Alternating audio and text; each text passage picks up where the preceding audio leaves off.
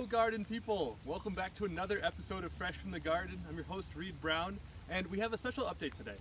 Well, every update is special, but as soon as we did the last video, Iowa had massive rains. We had more than 6 inches in one night, and the entire forest behind me into the garden flooded. So let's go get a look of it. As you can tell, since then it's still been raining, so it's kind of drizzling just a little bit today.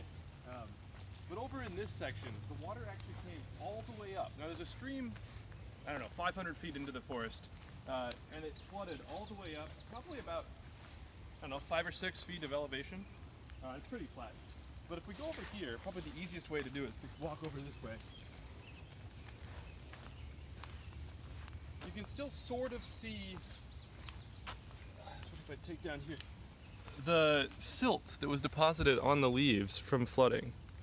And if we look up just a little bit, you can see all the logs. So I've been putting in logs kind of connecting the forest with the path, or making a wall between the forest and the path. And the water lifted up those big logs and just floated them in towards the garden. So in this garden, it got flooded up to about right here. Now, this didn't make too much of a practical difference for me because mostly the strawberries were done. I haven't eaten any strawberries since the floods, because just in case there was anything in the water. And most of the other things I care about over here are the tomatoes and the currants and the grapes and the raspberries, and those are all above where the flood water got to. So it's not too big of a deal. But that was kind of exciting, and it just goes to show you have to be cognizant of where you put your garden, and different considerations of how you manage water. Now the good thing is, because of the deep mulch method and with the fencing, I don't think there was any wash away of nutrients. So yeah, nothing too essential was over here. A couple other exciting things. If we just get a sense of the garden, everything's about a foot or a foot and a half taller than what it was when we were here last time. So these sunflowers are super tall now. And you can see this is probably a regular mammoth sunflower, but some of them have a nice purple tinge to them. So if you look here, there's some sort of bug. Hi, bug. I think this is an invasive beetle, but it is pretty. But this one has like a nice purplish color, so it'll probably have a red or a purple or flower. And you can see some of the vines are starting to take off. Now, the later season peas haven't made many pods, but they are climbing up. You got peas and carrots and whatnot. But in other parts of the garden, we've got our first cucumbers. So here's one of the cucumbers down here. And this one, oh yeah, it has a nice big cucumber right here. I think this is actually a different variety than what I found last time. So yeah, kind of fun, little cucumber in the garden. And there's a couple more that I've picked already. So the cucumber, I'm trying to train it to wrap around on both sides of this little bed here. There's also sweet potato vines in there, and a tomatillo, which has been putting out a lot of flowers. The foliage is a little yellow, I just noticed, but I don't think it matters. We'll see if it survives. It probably will be fine. But yeah, that's kind of the most exciting thing, how how the garden handled the flood. I think this is the first time since I've been here, since it came in, but because I've done so much soil prep, I think if I hadn't built up the wood chips, more of the garden would have been flooded, because I'm actually about a foot up from where the elevation would have been. So that's kind of exciting. The garden is coming along. Other things to report upon, it's just sort of a pausing period. Now, some of the flowers are going that weren't going before. Over here, we've got various phloxes and bearded foxtongue, and the gray-headed coneflower is just about to start flowering here. You can see him. And the regular purple coneflower is right here. It's starting to come in. And you can see the milkweed is really grown. There's a little milkweed beetle up here. I think these guys are so funny. I haven't seen any monarch caterpillars yet. Couple quick things. It is a little buggy at the garden today. There's a few more harvests coming in. Now, one of them is this red lake currant, and I've already nibbled off a bunch of the currants. That's why a bunch are missing. There's a few more over here that I haven't pulled off of, but very prolific plant. It has sort of a very flavorful, very tart, but very tasty too. I think this will be good in the mead with the service berries that I've picked. So I'll talk about those in just a minute. But I also want to show the tomatillos are flowering, and the tomatoes are starting to put out little tomatoes. So here's one. I think it's called the Health Kick tomato. It's one of the fancier ones I got. But they're starting to put out flowers, and that's exciting. But mostly, I've noticed the difference between the domestic raspberry species and the more wild raspberry species I have. Now, I believe this is a Bristol black raspberry. And you can see it's already making berries. I ate a couple yesterday. And honestly, they taste very similar to the other black raspberries I have. But they're quicker. This is probably 2 weeks ahead of where the other bushes are. So, and there's not just this one spot, because I have the same individual in a couple spots in the garden, and all of them are further along. There's also zucchini. Let's go look at the zucchini. Now, this is a volunteer black beauty zucchini that I planted the last couple years and just keep using the seed.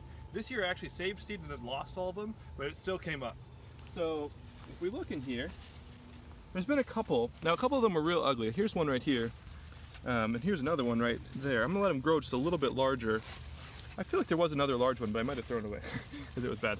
Some of them have had sort of like end rot, which I'm not sure if that's like a nutritional deficiency or what. But it's kind of fun because if you just have healthy enough soil, a lot of times plants will volunteer from previous seasons.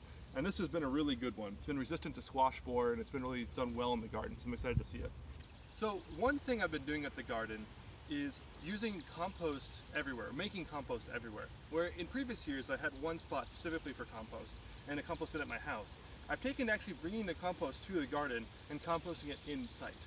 So here's an example. I had a little dinner party, some extra compost from that, or extra food scraps. And all I'll do is take a rake, now this broke off recently, I need to get a new handle. But just scrape it back a little bit. And you can see I've added a lot of wood chips, but it's also like already degrading down. But just scrape it back a little bit. And then I'll just, well, maybe it's a lot of compost, maybe I'll make a bigger spot. But then I'll go and just spread this right on the path. Not particularly appetizing looking, but I mean, if I had chickens, I would feed them to chickens or a pig or something, but I don't have that. So, scrape that in, cover it with this. And I haven't noticed any extra gnats or insects, because what I'll do next is go and get a big wheelbarrow full of wood chips and cover it.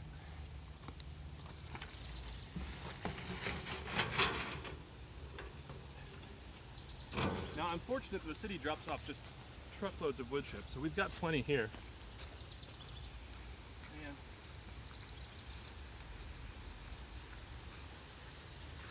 And that'll compost in place and put the nutrition right back into the garden, and I don't have to waste a whole 6x6 bed just for compost. Now, the last thing I want to talk about today is an idea I've been toying with the last couple weeks. Now, recently Anna and I went to get sushi, and we brought back a little bit of extra salmon that we didn't eat. And we were watching a cat at that time, and I tried feeding a piece of this really beautiful sushi to the cat.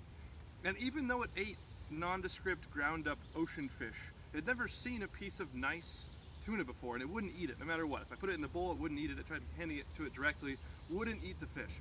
And I got to thinking of how much we also do that in our environments, how much good food, objectively really tasty, better food than what we're eating is around, that because we're not used to it and we haven't been exposed to it, we just don't touch it. Now, a good example of that from this spring, just the last couple of weeks, have been service berries. I've been going out and trying to actually harvest them. It's a plant I learned about last year, but it's all around, especially in a place like Iowa State, which is a beautiful ornamental. And it's ironic because what makes it beautiful is people see the flowers, but also the beautiful berries. Because even though we don't associate with a food crop, the fact that they're beautiful berries, evokes something in our primal selves, that it's food. And yet people don't know just to reach out and eat it. It has a nice, like, plum-like flavor. And there's a lot of things like that. So in this garden, I harvest wood sorrel, I harvest lamb quarters, there's a white mulberry and a red mulberry over there. In the forest in the spring, there's ramps, and a whole host of other wild edibles that even I'm still learning about. There's plenty that I have never tried before. And I just wanted to leave on that message that there's a lot of food out there that we have to open our eyes, even if it's right in front of us, because we haven't been exposed to it before. So just try to keep an open mind and obviously be safe, because there's some things out there that you don't want to eat, but it's nice to open your eyes and actually see what is around. So that's the message I'll leave on this week, and thanks for coming for another episode of Fresh from the Garden, and I'll catch you next week.